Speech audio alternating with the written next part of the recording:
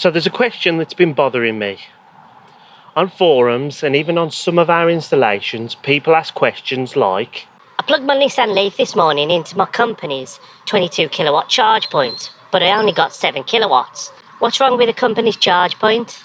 and I thought this charge point was 22 kilowatts, but I plugged my car into it this morning and only got 11 kilowatts. Now my car is a Tesla Model 3, so it can charge at 50 billion megawatts. What's going on? So in this video, I plan to explain the difference between AC charging and DC charging, and then the difference between single phase AC charging and 3-phase AC charging, and why you might not be getting 22 kilowatts on a 22 kilowatt charge point, yet on a 50 kilowatt charge point you get 50 kilowatts. Now, just after the introduction, I'm going to give a really simple explanation, so if you don't want to know the details of how or why, you can just listen to that, take my word for it, go away and make sure you do your research on your car. However, after that, we'll go into some of the explanation of why it is, why you get 50 kilowatts on a rapid, and what's going on. Roll the credits.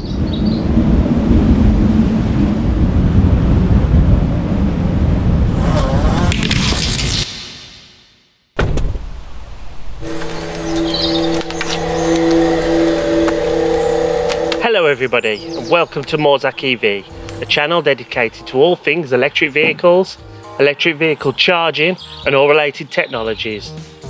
Before I start the video, don't forget to like and subscribe. Really helps the channel and you get notifications of our future videos coming up. And if you're thinking of signing up to a new electricity supplier, consider using our Octopus referral code. Octopus are really good, especially with renewables and EV charging, and if you use our referral code you'll get £50 added to your Octopus account when you sign up. So to start with, it's worth understanding the difference between the different connector types on EVs. We've got a separate video on this. It's not critical, but if you want to check that out, it'll give you some understanding of what's going on with the different EVs, different connectors, and the difference between AC and DC connector types. To access this, you can click the card above if you're on a computer or a phone, or we've got a link in the description below, or you can just browse our channel and find the video. So what we're focusing on here today is the difference between DC charging or rapid charging and AC charging, or what is known in the industry as fast charging, which is your typical home chargers and workplace chargers. And then the difference between the two types of AC fast charging. So that is single phase and 3-phase.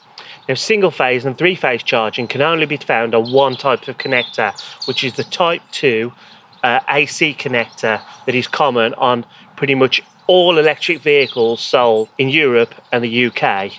So the type 2 charging is mostly combined with the CCS charging, which is the DC version. So you got AC and DC. Not the band, but the two different flavours of electricity that are available at charge points. So firstly, the mile-high non-technical explanation of why EVs might charge on a rapid charger much faster than they do on an AC charger. And that is that although something like the Tesla Model 3, you can plug into a charger and get 250 kilowatts on a rapid charge point, when you go to an AC charger, the charging's limited by the equipment on board. And so it will only charge at 11 kilowatts on a 22 kilowatt charger. Say that again. If I plug into a rapid charger, I'll get 50 kilowatts DC. But if I go to a 22 kilowatt AC charger and plug in, I will only get a maximum of 11 kilowatts. Now this is really confusing and it's really badly advertised by the automotive manufacturers. And so there's a general lack of understanding of this throughout the world. If you want to know what your car will charge at on an AC workplace charger and whether it'll get 7, 11 or 22 kilowatts, make sure you look on something like the EV database. Again, we'll put a link in the description and in the card above, so check that out. The EV database is really comprehensive and explains what the maximum AC charging your car will get. So take a look at that. Make sure you're looking on the right line, and it'll tell you if it'll get 7 kilowatts on a 22 kilowatt charger, or maybe 11, or rarely at the moment today 22. Also bear in mind that some vehicles have the capability to charge at 11 and 22 kilowatts, but it's an optional extra. So you need to understand from the seller or the dealer or whoever you're buying it from, whether that option is specified on the vehicle, if it is something you want.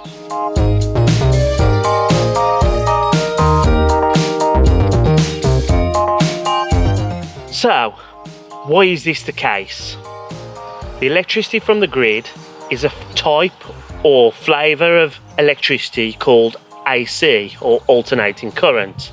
This is a sine wave of electric coming from the grid, which varies between positive and negative polarity. There's a whole bunch of reasons why this is the case and why you don't get DC current along your lines. There's a great film about how this actually came into being called The Current Wars. It's a great watch for nerds, and explains the battle between people like Edison and Nikola Tesla, and how the system for most national grids around the world was set up with AC current as they are today. However, the only way to store current in a chemical form today in batteries is DC current. So that's direct current, which is just a straightforward positive or negative current. Now, ignoring the AC current for a moment, just looking at DC current, rapid chargers on the motorways have a big inverter built in, and the DC current is converted from AC current inside the charge point. And then, through the two bottom ports of the CCS on the vehicle, it's fed directly to the battery. DC straight to DC. So AC comes in from the grid, gets changed inside the charge point to DC current, and is fed down two big fat cables straight to the battery. Now, why aren't all charge points DC? Why aren't they all rapid chargers? Well, the problem is inverters are big, expensive, and if you had one on the side of your house, it'll take up a lot more room than the small home chargers that we install today, and also they'd be incredibly expensive due to the electronics and the components inside. So the alternate solution was to come up with an AC charging solution and then install inverters into the vehicles. So all the vehicles today have got an onboard AC to DC inverter. So when you plug into a workplace charger or a home charge point, which is a 7 or 22 kilowatt charge point, AC current comes in from the grid. It goes through some electronic wizardry, but is not converted to DC. It's sent to the car as AC current. Then the car's own inverter converts it from AC to DC to feed to the battery. Because of saving cost and saving weight, these inverters are much smaller, and that's how the charging standard of 7 kilowatts and 22 kilowatts three-phase was arrived at. It was the best compromise of cost and weight saving, because you're carrying around that inverter all the time inside the vehicle. Now, one of the big differences between the Type 1 connector and the Type 2 connector is that it's got 2 extra pins, so it can also do three-phase charging.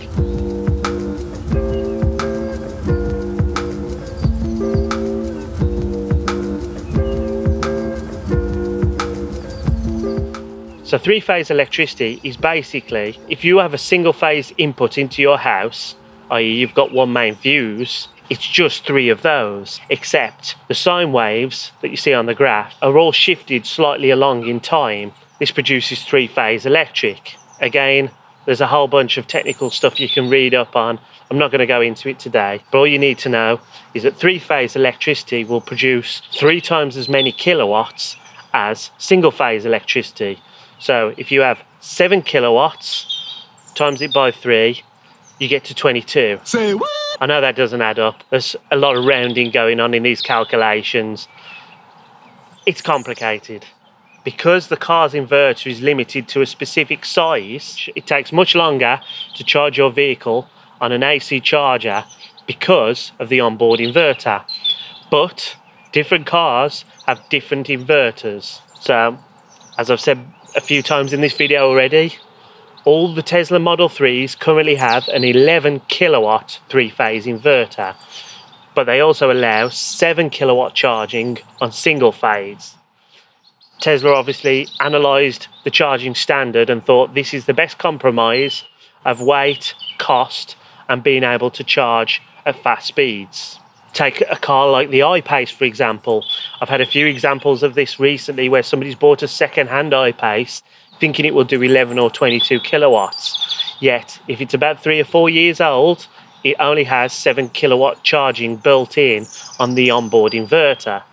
So again, make sure you understand what the specifications of the vehicle are and what AC charging capability it has before you purchase that vehicle, if it's important. And that leads me on to the next question. Is it important? Do I need 22 kilowatts? Well, that depends. I think a good example of this is my electric van. When I purchased my electric van, there was an optional extra to go to 11 kilowatt charging. It comes with 7 kilowatts as standard, but I could upgrade it to 11 kilowatts, which would get me an extra 50% charging speed.